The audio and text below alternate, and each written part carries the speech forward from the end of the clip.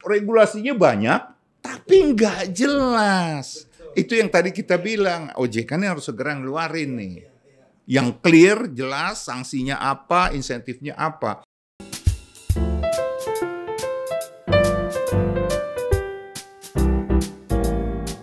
Selamat datang di LPPI Voice, podcast untuk bisnis, finansial, dan ekonomi dari LPPI. Hari ini kita sudah kedatangan tamu yang istimewa.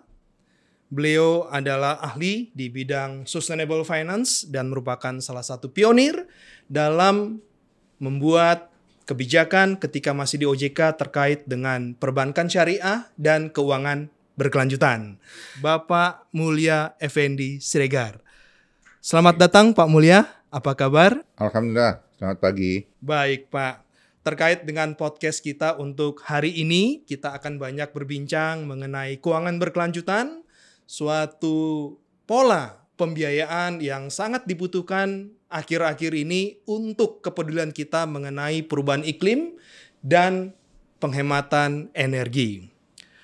Baik Pak Mulya, terkait dengan POJK nomor 51 tahun 2017 tentang penerapan keuangan berkelanjutan bagi lembaga jasa keuangan, emiten, dan perusahaan publik. Saat ini sudah berjalan 5 tahun, banyak yang telah dilakukan oleh bank dan masih banyak yang perlu disesuaikan agar penerapan keuangan berkelanjutan dapat lebih efektif dan tepat sasaran. Menurut Bapak, mengapa bank dan lembaga jasa keuangan perlu menerapkan keuangan berkelanjutan dalam aktivitas bisnisnya? Baik, terima kasih Pak Oksa. Ini memang topik yang sangat menarik saat ini karena di mana-mana selalu didiskusikan di level United Nation, kemudian juga di beberapa negara juga sekarang menjadi trending topik lah. Nah kalau ditanya kenapa LJK atau Lembaga Jasa Keuangan harus melaksanakan prinsip keberlanjutan, tentunya pertama-tama adalah because of regulation itself ya. Karena regulasinya mengatur di POJK 51 memang harus lembaga jasa keuangan termasuk bank mengimplementasikan keuangan berkelanjutan gitu loh. Jadi mau tidak mau udah ada POJK-nya. Pada tahun 2014 itu masih dalam bentuk roadmap.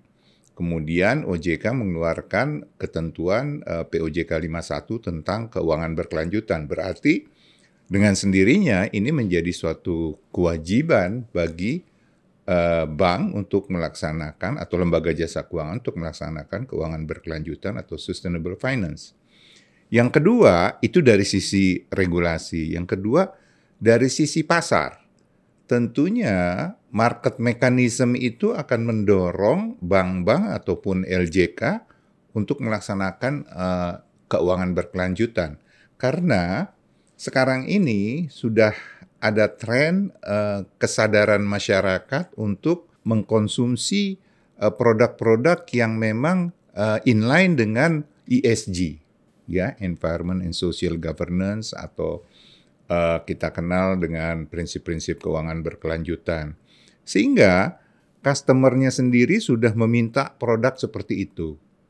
Nah, bahkan Leonie Kraft itu mantan dari chairwoman Equator Principles yang sekarang menjadi direktur di ING Bank, dia mengatakan kita akan sampai pada satu titik waktu nanti screening mekanisme itu dilaksanakan bukan oleh bank. Selama ini kan bank melakukan screening mekanismenya nggak Pak Oksa? Betul Pak. Dia akan memilih debitur terbaik lah yang akan menjadi nasabahnya untuk dibiayai.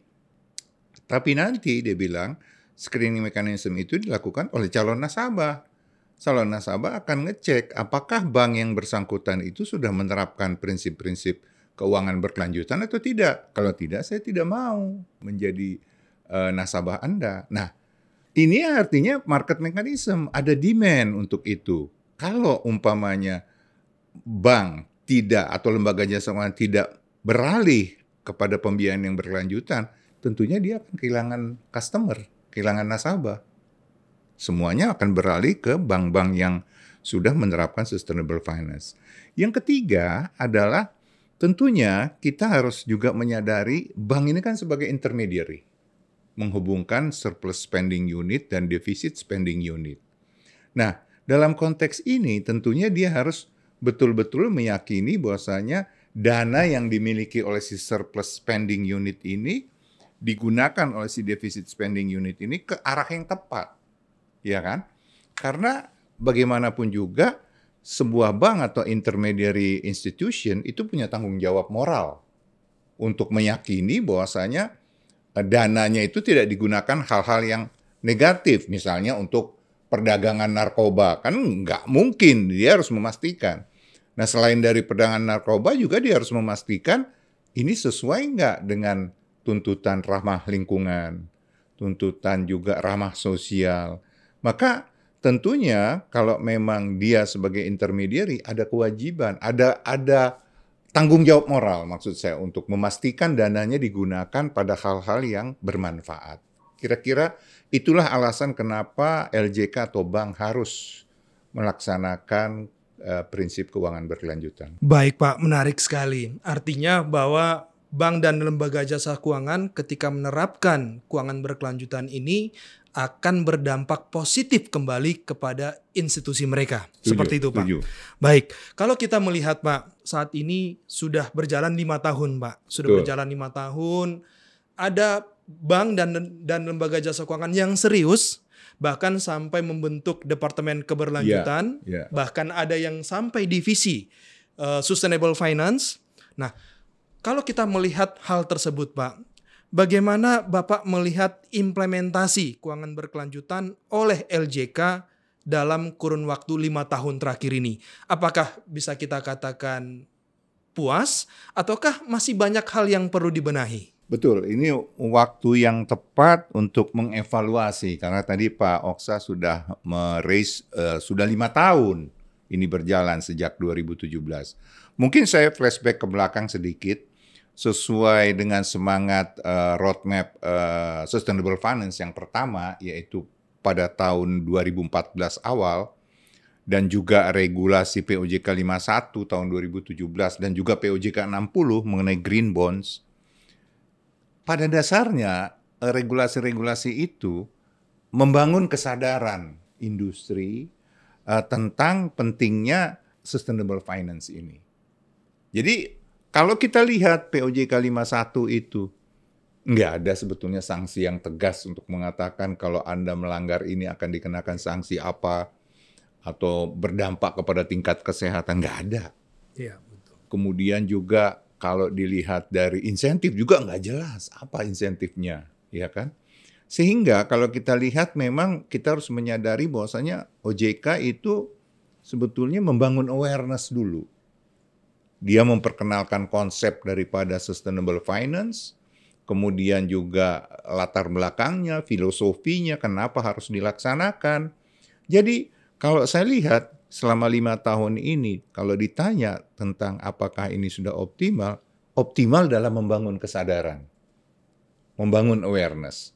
Tapi kalau ditanya apakah ini sudah optimal dalam implementasi sustainable finance, saya rasa belum. Karena masih banyak yang harus dibenahi, karena saya boleh bilang ini belum smooth berjalannya. Karena kenapa? Kesadaran memang ada, tetapi industri melihat ini masih sebagai sebuah kewajiban, bukan sebagai kebutuhan. Nah, inilah yang memang membuat saya rasa sewajarnya OJK melakukan review kembali kepada ketentuan itu, bagaimana sebetulnya membangun industri ini supaya merasakan sustainable finance ini satu kebutuhan loh. Apalagi tadi saya katakan, kalau market mechanism sudah mengatakan saya mau berbank dengan bank yang sudah menerapkan sustainable finance, kan mau nggak mau dia. Nah ini barangkali Pak Oksa yang harus kita sama-sama sadari bahwasanya kalau kesadarannya ada, tapi eagerness untuk mengimplementasikannya belum. Kalaupun dia menyampaikan rencana aksi keuangan berkelanjutan, dari ngomong-ngomong dengan teman-teman direksi di bank-bank itu, ya sekedar memenuhi Iya, ketentuan. baik. Ya, gitu loh Pak Oksa. Betul. Lebih banyak di-drive oleh regulator seperti itu Pak Dinia. Padahal harapannya kan OJK membangun kesadaran, terus dengan sendirinya bank dan LJK itu merasakan dia sadar ini kebutuhan saya. Betul. Tapi betul. itu belum terjadi Baik. gitu loh. Baik Pak, menarik sekali tadi Bapak sampaikan bahwa ketika bank dan lembaga jasa keuangan menerapkan keuangan berkelanjutan ini, sebenarnya manfaat positifnya itu banyak. Kan seperti itu. Yes. Dipercaya oleh investor, dipercaya oleh debiturnya, dipercaya oleh nasabahnya, dan bahkan itu bisa menjadi penentu nantinya. Betul. Nah, kalau kita melihat Pak, bahwa bank itu sejatinya harus dapat memberikan asas manfaat, baik dari sisi lingkungan, dari sisi sosial, maupun dari sisi tata kelola, atau yang kita kenal dengan ESG. Dan sebagai fungsi intermediari, bank dan lembaga jasa keuangan juga harus memperhatikan prinsip keberlanjutan ketika akan menyalurkan pembiayaan. Nah, bagaimana Bapak melihat kondisi ini? Apakah dalam menyalurkan pembiayaan ini, lembaga jasa keuangan telah memperhatikan prinsip keberlanjutan, atau apa yang menjadi kendala ketika mereka akan menerapkan prinsip keberlanjutan ini dalam pembiayaannya? Ini menarik nih pertanyaannya nih. Ya.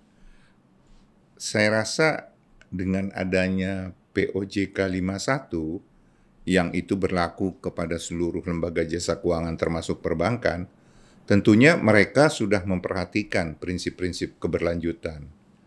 Atau prinsip keberlanjutan itu sudah menjadi acuan dalam menyalurkan dana.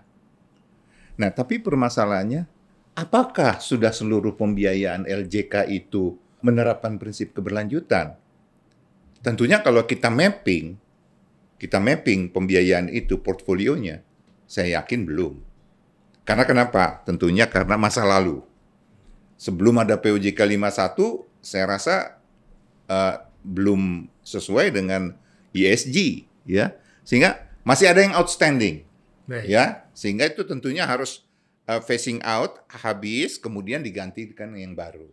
Nah, jadi tentunya kalau kita lihat nanti kita mapping, tentunya belum semua sesuai dengan prinsip-prinsip keberlanjutan. Nah, sekarang bagaimana dengan yang baru? Nah, ini yang penting barangkali, bagaimana mengganti yang lama itu dengan pembiayaan baru atau kredit-kredit baru yang sesuai dengan ESG. Nah, inilah yang harus dipertimbangkan oleh teman-teman di LJK. Jadi sisa-sisa masa lalu itu phasing out, kemudian melahirkan pembiayaan baru yang sesuai dengan ESG. Ini yang harus mengacu kepada prinsip-prinsip tersebut gitu loh. Jangan lagi mengulangi masa lalu. Nah, tapi ini tidak mudah gitu loh. Ini perlu juga supervision dari regulator, ya. Dalam hal ini OJK tentunya. Bagaimana mengarahkan supaya memang pembiayaan baru dari LJK itu mengarah kepada prinsip-prinsip ESG. Jangan didiemin aja gitu loh. Betul. Nah, ini yang penting barangkali. Kemudian kalau nggak salah tadi ada pertanyaan mengenai kendala. Nah, kendalanya apa Pak? Kira-kira kalau kita melihat ada keinginan dari lembaga jasa keuangan ini untuk menerapkan prinsip keberlanjutan. Tapi kembali lagi Pak, kalau kita melihat dari konsep 3Ps, ada profit, ada people, ada planet. Satu sisi perbankan dan lembaga jasa keuangan ini dituntut untuk profitable. Tapi di sisi lain, di-drive oleh regulasi, harus juga memperhatikan people dan planet. Nah, ini tentunya akan ada kendala-kendala ketika akan menerapkan prinsip keberlanjutan ini. Nah, bagaimana Bapak melihat kendala ini? Nah, memang kalau kita bicara di dunia keuangan, setiap kita berdiskusi, ujung-ujungnya kan, what is the bottom line? Betul. What is the bottom line? It means that what is the profit? Betul. Bagaimana profitnya? Kan gitu Pak Oksa. Betul Pak. Nah, selalu bottom line. Tapi sekarang nggak bisa lagi ngomong hanya bottom line. Tapi we have to talk about triple bottom line. Yang tadi Pak Oksa bilang. Profit, planet, and people gitu. Jadi tidak semata-mata mengejar profit, tetapi juga bagaimana pembiayaan itu berdampak positif terhadap masyarakat, dalam hal ini people, dan lingkungan atau planet, ya. Jadi kalau saya melihat dalam konteks triple bottom line ini yang sekarang menjadi acuan perusahaan-perusahaan mestinya, maka ada beberapa kendala. Yang pertama, saya melihat bahwasanya ada LJK-nya sendiri yang belum yakin akan kemanfaatan daripada implementasi sustainable finance ini. Jadi mereka sendiri belum yakin gitu. Yang tadi saya bilang bahwasanya sekedar menyampaikan memenuhi regulasi dari OJK gitu ya, belum merasakan itu sebagai suatu kebutuhan. Ini kendala yang memang harus dibereskan juga oleh OJK. Yang kedua, LJK-nya sudah yakin nih akan pembiayaan yang berbasis prinsip keberlanjutan. Namun, bagaimana membangun kesadaran kliennya, nasabahnya. Nah, sebagian besar nasabah masih mengatakan, aduh ribet lah urusan begini-beginian. Misalnya ya, saya kasih contoh aja lah, kalau di industri pertanian, kan itu tidak menggunakan pupuk kimia, pestisida kimia, semuanya organik gitu loh. Sehingga kalau ditanya bank untuk mengatakan kepada nasabahnya yang selama ini sudah menggunakan pupuk kimia untuk beralih, setengah mati itu bagi bank untuk menyadarkan si kliennya ini. Nah ini yang juga tidak mudah ya bagi lembaga jasa keuangan untuk menggait nasabahnya atau kliennya untuk mau menghasilkan produk-produk yang berdasarkan prinsip-prinsip keberlanjutan. Ini suatu tantangan yang berat memang. Dan ini memang membutuhkan tidak hanya OJK, antar instansi pemerintah yang lain tentunya yang berwenang untuk bagaimana mensosialisasikan ini. Yang ketiga, saya rasa itu tadi perlu kalau ditanya kendala, belum ada insentif dan sanksi yang clear, yang jelas, yang signifikan, yang bisa meng-guide lembaga jasa keuangan ini mau melaksanakan prinsip-prinsip keberlanjutan. Baik, menarik sekali Pak. Tadi Bapak ada menyinggung mengenai insentif. Dan ini banyak ditunggu oleh lembaga jasa keuangan Pak. Insentif yang jelas, yang tepat, dan bisa membuat lembaga jasa keuangan saya ini boleh tertarik. Minum, Pak, ya? Boleh, silakan Pak. Baik. Silakan Pak. Baik Pak. Nah, menarik sekali Pak mengenai insentif tadi yang Bapak sudah sampaikan. Kalau kita melihat terkait dengan insentif ini, menurut Bapak sendiri, agar lembaga jasa keuangan juga nanti bisa melihat kira-kira ini menarik tidak untuk kita masuk ke dalam suatu pola pembiayaan yang berkelanjutan ini. Menurut Bapak, apakah insentif saat ini perlu disesuaikan kembali Pak? Dan kira-kira insentif yang seperti apa yang dapat memenuhi ekspektasi dari bank dan lembaga jasa keuangan sehingga mereka dapat terdorong untuk masuk ke sana? Insentif ini kan sebetulnya untuk men-trigger ya, memotivasi lembaga jasa keuangan untuk mau melakukan kegiatan sustainable finance ini. Nah, kalau kita lihat sebetulnya kan ketika kita bicara pembiayaan atau kredit, pasti di situ ada unsur risiko, ya kan? Dan kalau dalam hitung-hitungan di OJK ketentuannya ada yang namanya aktiva tertimbang menurut risiko. Betul. Atau ATMR. Ya. Jadi kalau menurut saya mestinya OJK mengeluarkan ketentuan yang mengatakan bahwasanya kalau bank atau LJK melakukan pembiayaan pada proyek-proyek yang menggunakan prinsip keberlanjutan atau terkait dengan ESG, maka perlu ada insentif mengenai ATMR yang lebih rendah. Ya kan? Sehingga orang melihat, artinya tentunya tidak sembarangan ya. Tentunya antara satu proyek dengan proyek lain berbeda-beda ya. Tapi perlu itu ada. Jadi kalau Anda masuk ke proyek yang misalnya tadi kembali lagi kita energi baru terbarukan atau pertanian organik, kasihlah ATMR yang lebih rendah daripada kredit pertanian biasa. Betul. Misalnya begitu. Nah, dengan demikian lembaga-lembaga jasa keuangan ini akan tertrigger untuk mau melakukan pembiayaan ke situ. Yang kedua yang terfikir juga oleh saya adalah bagaimana insentif dalam bentuk poin pada komposit tingkat kesehatan. Tingkat kesehatan bank. Kita tahu di perbankan itu ada yang namanya RBBR kan, Betul. Risk Based Bank Rating ya, untuk mengukur tingkat kesehatan perbankan. Di situ ada profil risiko, ada earning, ada kecukupan modal dan ada GCG. Nah, kalau seandainya bank berkecimpung atau melakukan pembiayaan di sektor-sektor yang tadi kita sepakati ESG, maka berikan dong bonus poin untuk dari sisi GCG-nya. Artinya kalau dia sudah menerapkan kegiatan sustainable finance, kasih tambahan poin untuk GCG-nya. Karena dia sudah melaksanakan itu. GCG-nya dikasih bonus gitu loh. Nah itu saya yakin pasti perbankan akan tertrigger untuk mau masuk ke sektor-sektor yang tadi kita sepakati, sustainable finance atau berdasarkan prinsip keberlanjutan. Itu akan menarik sekali bagi dunia perbankan dan dunia LJK lainnya. Baik, Pak. Ada lagi, Pak, insentif yang sebenarnya selalu didengungkan oleh lembaga jasa keuangan terkait dengan suku bunga, Pak. Setuju, Pak. Sebelum suku bunga, saya rasa juga perlu ada insentif pajak, Pak. Betul. Tax, betul. ya. Tentunya bagi teman-teman yang berkecimpung di dalam kegiatan yang terkait dengan prinsip keberlanjutan, harus ada keberpihakan dalam memberikan tax reduction, gitu loh. Itu juga. Kemudian tentunya suku bunga, ya.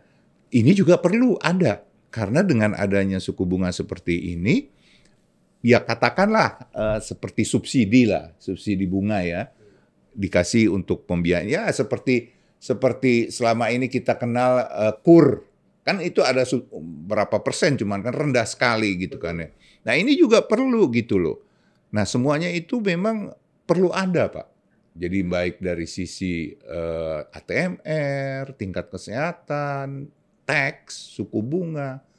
Itu akan jauh lebih menarik kalau itu bisa terjadi, Pak. Baik. Kita doakan saja. Ini ya. Kita doakan saja itu terwujud. Baik, Pak. Tadi dari sisi stimulus atau dari sisi positifnya untuk mendorong penerapan keuangan berkelanjutan ini.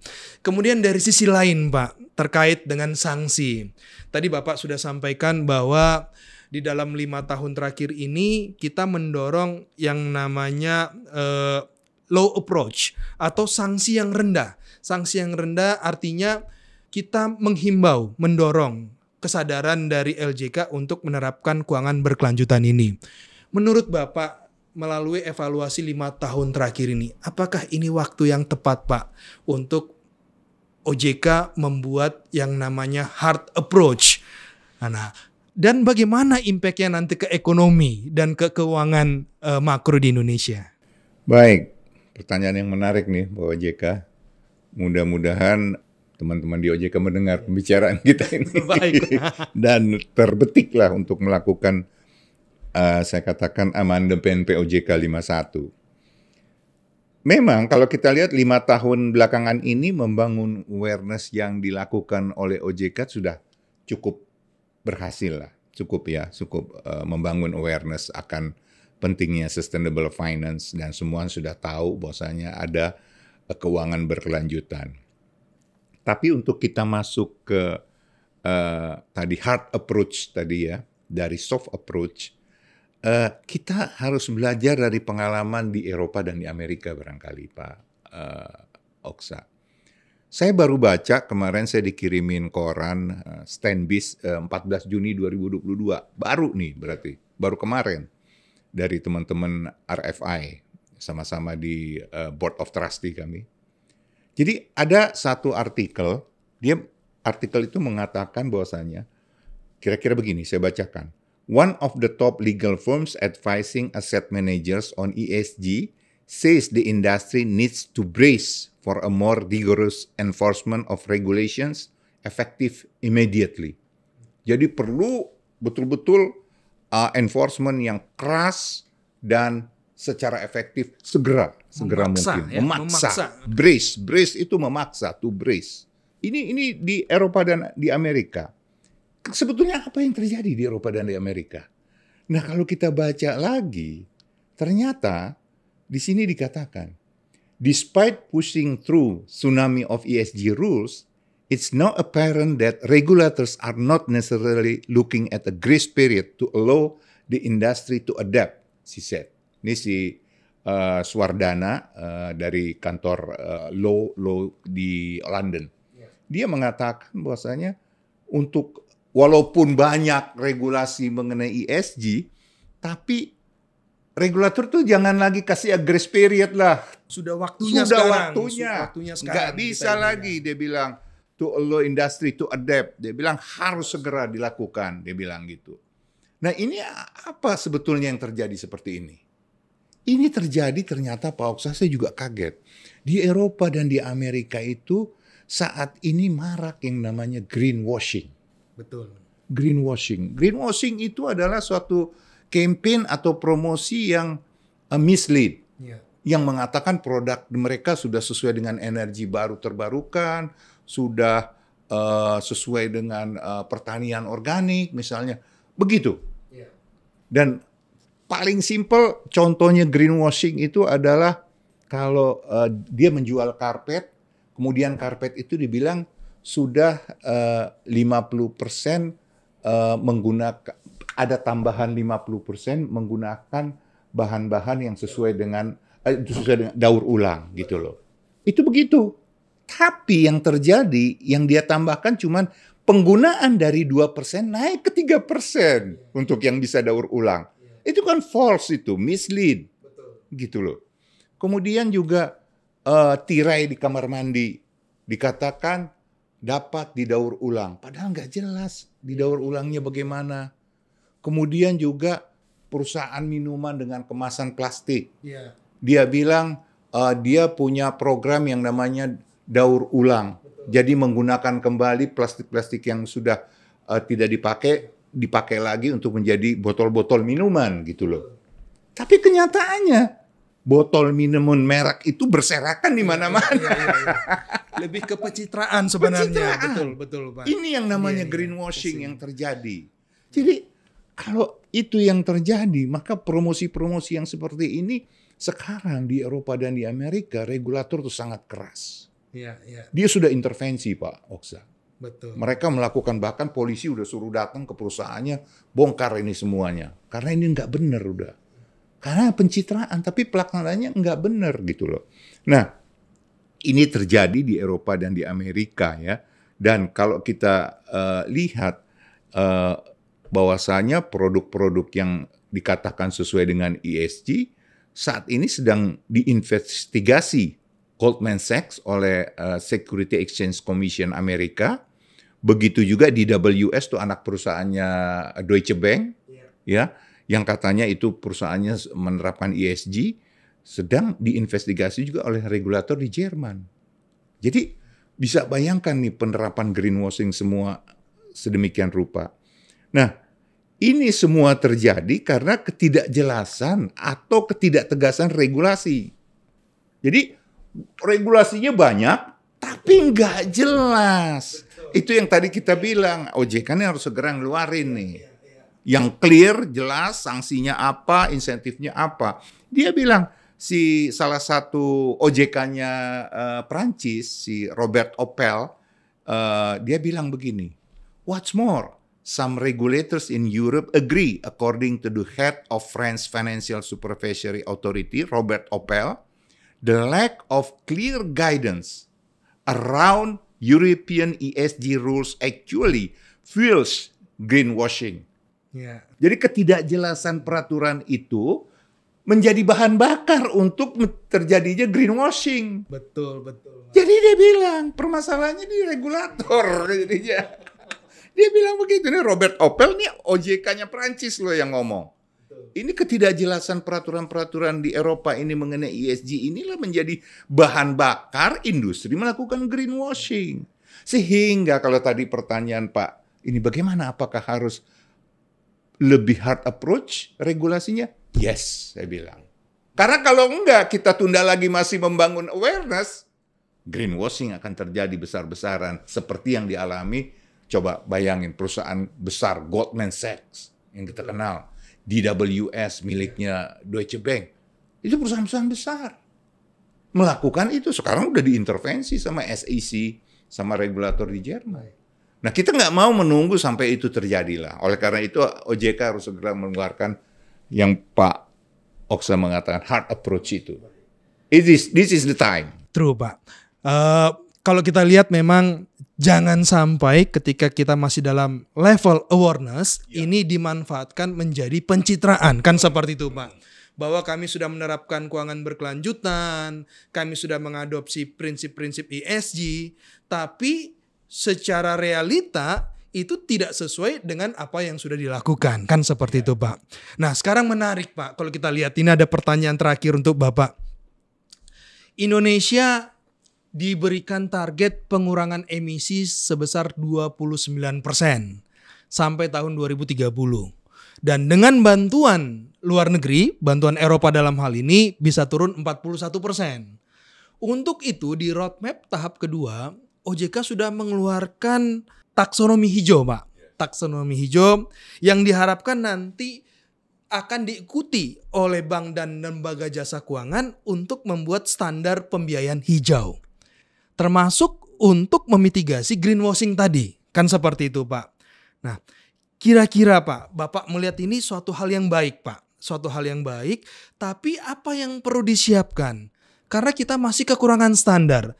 Satu sisi lembaga jasa keuangan ingin standar ini dikeluarkan oleh OJK sebagai regulator. Tapi di sisi lain, regulator ingin agar lembaga jasa keuangan ini bisa membuat standar sendiri yang sesuai dengan kapasitas maupun risk appetite lembaga jasa keuangan sehingga sama-sama, Pak, kita dapat meningkatkan portofolio hijau di Indonesia. Bagaimana menurut Bapak? Ini menarik ya kalau kita bicara tadi pengurangan emisi, kemudian kenaikan temperatur bumi yang sedemikian rupa, komitmen Indonesia di UN ya, ini sangat menarik. Dan tentunya tadi kalau ditanya bagaimana ini kedepannya, apa yang harus dilakukan, apa yang perlu disiapkan oleh bank sehingga bank memiliki standar pembiayaan hijau, kan gitu ya. Betul, Pak. Saya pikir tadi kita sudah bicara mengenai bank itu pada dasarnya yang kita harapkan sebetulnya dia harus merasakan ini sebagai sebuah kebutuhan, bukan kewajiban. Jadi dia sadar dengan sendirinya. Tapi kayaknya sulit. Tadi kan kita udah ngobrol, Goldman Sachs yang segede gitu aja ternyata tidak greenwashing. Dia melakukan greenwashing. Saya kaget membaca berita itu. Saya dikirimin koran. Iya ya kok kayak gini ya. Terus saya bayangin di Indonesia gimana di Indonesia. Pastilah ada juga lah perusahaan di Indonesia yang melakukan itu ya. Jadi pastilah ada itu ya. Jadi kita belajar dari pengalaman di Eropa dan di Amerika yang sudah melaksanakan lebih dahulu. Kalau menurut saya kita mulai dari regulatornya dulu, Pak. Iya. Dalam hal ini adalah sudah saatnya POJK 51 tentang Sustainable Finance itu diamandemen. Ya. Diamandemen dengan substansinya adalah enforcement yang lebih jelas, ya, beserta sanksi dan insentif yang diharapkan agar tidak terjadi greenwashing, ya. Kemudian, tapi yang terjadi adalah nantinya sungguh-sungguh lembaga jasa keuangan itu melaksanakan ESG yang sesuai dengan prinsip-prinsip keberlanjutan, gitu loh. Jadi itu yang harus dilakukan. Nah, dari regulasi ini LJK akan lebih jelas, lembaga jasa keuangan akan lebih jelas apa yang harus mereka lakukan dalam meningkatkan green portfolio mereka. Tidak lagi melakukan greenwashing. Karena mereka sudah koridornya tuh udah jelas, kamu melakukan ini. Dan sebetulnya kan kalau kita bicara taksonomi hijau itu kan yang merupakan living document ya, yang terus akan diupdate.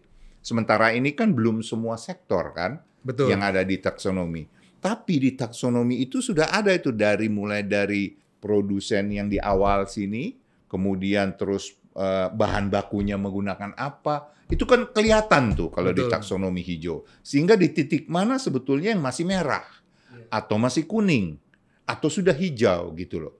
Sehingga nanti dari satu kesatuan itu bisa dilihat bahwasanya ini memang sudah green product gitu loh. Tapi taksonomi hijau itu pun juga kita bersyukur itu taksonomi hijau adalah kesepakatan berbagai instansi kan, bukan hanya OJK tetapi juga dunia pendidikan, kampus-kampus ikut, lembaga-lembaga pemerintah juga ikut bersama-sama untuk melahirkan taksonomi hijau. Nah, itu tentunya menjadi acuan yang tadi saya katakan living document yang nanti hidup terus dan diupdate terus sesuai dengan perkembangan zaman, karena ketika kita bicara rantai-rantai itu yang tahu kan lembaga pemerintah teknis. Betul, Pak. Pertanian siapa, kemudian pertambangan siapa, kan gitu. Nah, dari situ tentunya ini kembali lagi yang saya katakan, perlu ada regulasi untuk bisa taksonomi hijau itu dijadikan guidance oleh industri keuangan, dan this is the time. POJK 51 harus tadi diamandemen dengan prinsip-prinsip keberlanjutan, penerapannya lebih jelas, sanksinya lebih jelas, insentifnya lebih jelas, sehingga memang akhirnya pada satu saat itu oke lah, biarkan lembaga jasa keuangan itu merasakan, waduh ini berat, karena di Amerika juga ketika diintervensi sama SEC itu mereka pada protes tuh aset manager itu. Tapi mau tidak mau harus begitu memang. Kalau itu sudah dilaksanakan dan awalnya itu menjadi kewajiban bagi mereka, tapi karena sudah terbiasa, akhirnya itu jadi kebutuhan.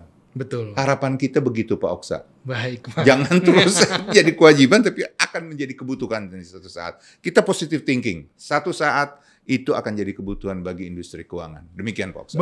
Baik, Pak. Terima kasih banyak untuk waktunya, Pak. Menarik sekali diskusi kita pagi hari ini, Pak. Dan ini semua untuk keberlanjutan industri keuangan Indonesia. Kan seperti itu, Pak.